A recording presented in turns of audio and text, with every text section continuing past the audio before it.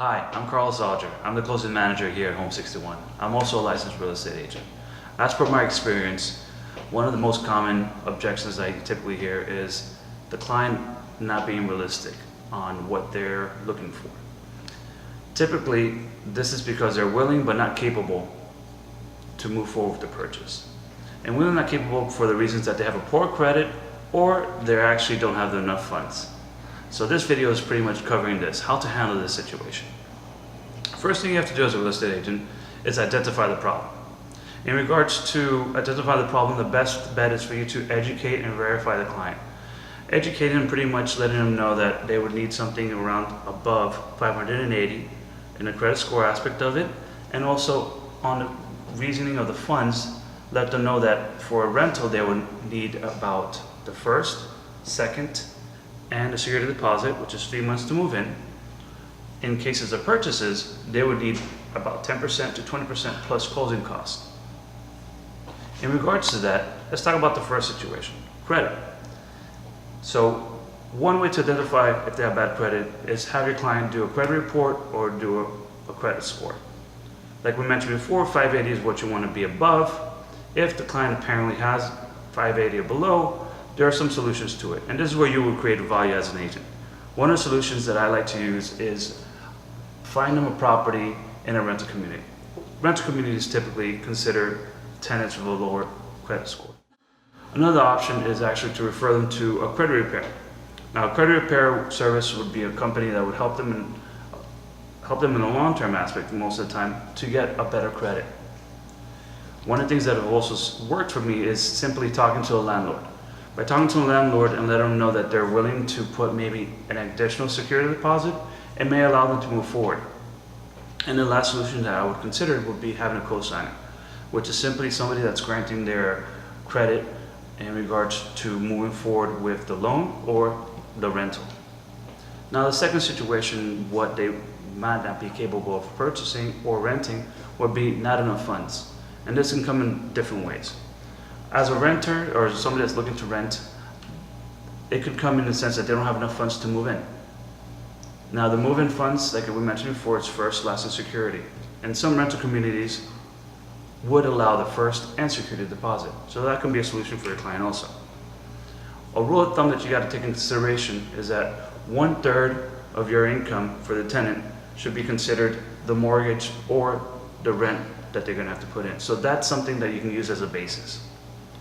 Now the second part of not enough funds would be for purchases. In regard to the purchasing aspect, there's two parts of that. One is the down payment, if they have enough funds initially to put a down payment and closing costs.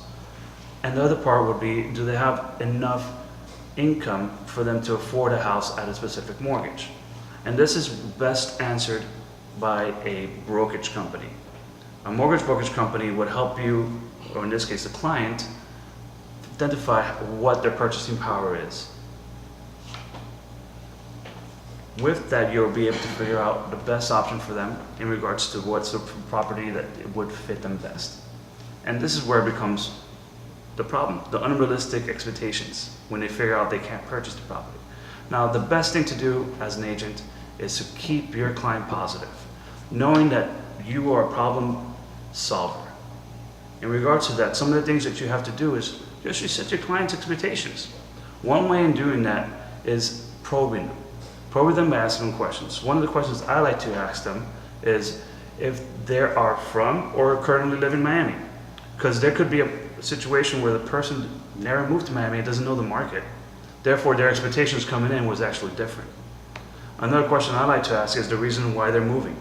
If the reason why they're moving is for the case of living closer to a specific area, or for the case that they are actually needing to move, who knows, maybe they're getting divorced, or they're actually moving over here because they got another job. In reasoning to that, you have now a reason to solve their solution. Now finding that reason would also allow them to probe a little bit further. And one of the things I like to do is actually ask them what are their top 5 things that they're expecting in the new property or new home that they're looking for. Now, when you ask this question, it doesn't have to be in specific order, it's the top 5.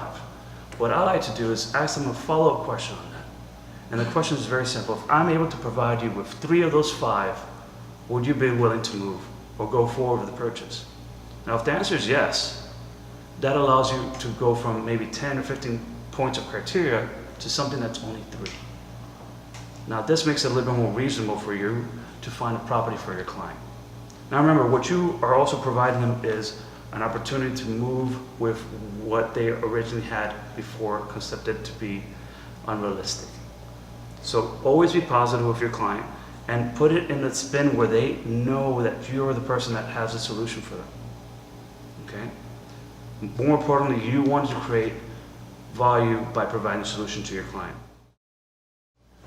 So in conclusion, the 3 points you got to consider when handling a client with unrealistic expectations is to identify the problem, provide a solution, and reset expectations. Remember, your goal is to find your client a new home in a pleasant manner. Provide them the hope, knowing that they can find the right home with Home 61. I hope you enjoyed this video. Please subscribe, and happy closings.